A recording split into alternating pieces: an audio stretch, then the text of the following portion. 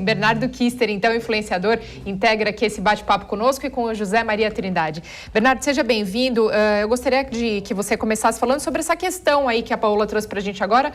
Uma delas, né? Ela trouxe diversos pontos que a gente vai abordar, mas como a questão do uso das máscaras, por exemplo. Trata-se de um ambiente fechado. A gente sabe que o Distrito Federal ele já liberou o uso de máscaras, mas apenas para locais abertos. E, inclusive, no convite estava que o uso da máscara era facultativo. Bom, a mídia inteira está chiando agora por causa da aglomeração. E é claro que a gente vê esse duplo padrão que é incansável, e nós comentamos todos os dias nas mídias sociais, o incansável duplo padrão de cobrança das pessoas, né? Ou seja, a Cláudia Leite, Daniela Mercury, João Dória, todos estiveram reunidos nos dias recentes em grandes eventos com milhares de pessoas, todos sem máscaras e aglomerando. Mas como é o presidente Jair Bolsonaro, ele é culpado de tudo, desde o fogo da Amazônia até os incêndios na Califórnia e o degelo das calotas polares, né?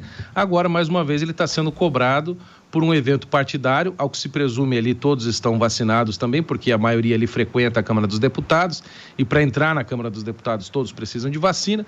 Se as vacinas são tão formidáveis como os estudos e aí a mídia tanto alardeia, não entendo o tamanho da preocupação por uma aglomeração desse tipo, né? Nós vimos também essas incansáveis reuniões que são feitas de bastidores, por exemplo, durante a CPI da pandemia, em que os senadores se reuniam nas casas, principalmente o Omar Aziz, etc., todos sem máscara, em jantares, etc., são pegos sempre alguma fotinho se aglomerando desse tipo. Ou seja, eu acho que é uma cobrança indevida, é um evento que as pessoas estão ali apenas por um momento ali de uma hora no máximo convivendo. Eu acho que não tem que fazer grande alarde por isso mesmo, porque a pandemia está arrefecendo e essas novas cepas que estão aparecendo como a Ômicron, elas têm grande capacidade de infectar as pessoas, mas tem, ao que tudo indica, uma letalidade baixa. Eu não acho que há grandes preocupações aí para ficar fazendo drama, é mais um motivo para tentar atacar o presidente indevidamente, no meu entender. Bernardo, nós estamos com o José Maria Trindade em Brasília, eu sou o William Travassos.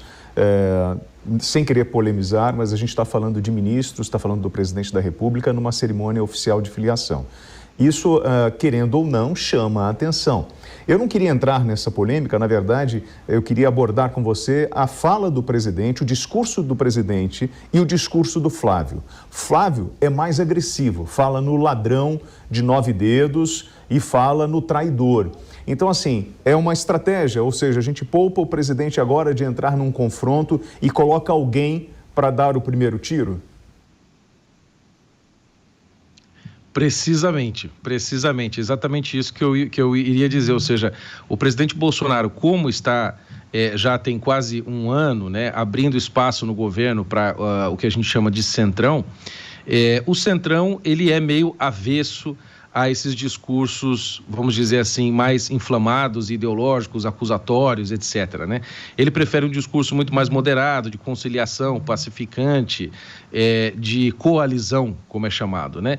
Então, o presidente Bolsonaro, como não pode perder a oportunidade, e no meu entender, nem deve perder a oportunidade de acusar adversários, porque fazem isso com ele o dia inteiro e 24 horas por dia, o acusam, ele, precisando manter a aliança com o Centrão, precisa que alguém fale por ele.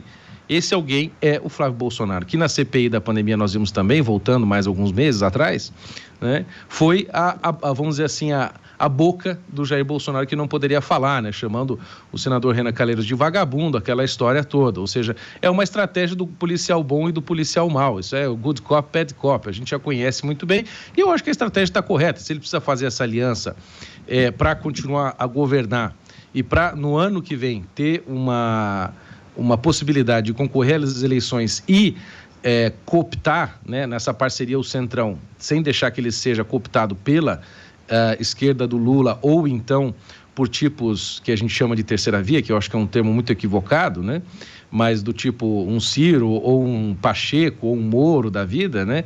Ele precisa de fato se fortalecer e enquadrar o seu discurso. Na verdade, o Jair Bolsonaro, ele apenas está fazendo um retorno para casa, porque o Bolsonaro sempre participou desses partidos de centro, né? Principalmente do PP, em que ele fez grande parte, PTB, etc. Ou seja, ele está apenas retornando para casa e readequando o seu discurso, vendo que aquela aquele Bolsonaro, vamos dizer, inflamado de 2018, não conseguiu, né, dar conta de governar sozinho, precisou ceder à coalizão, e agora o que ele vai ter que fazer? E vai usar os filhos como megafone, vamos dizer assim, ideológico agora, né?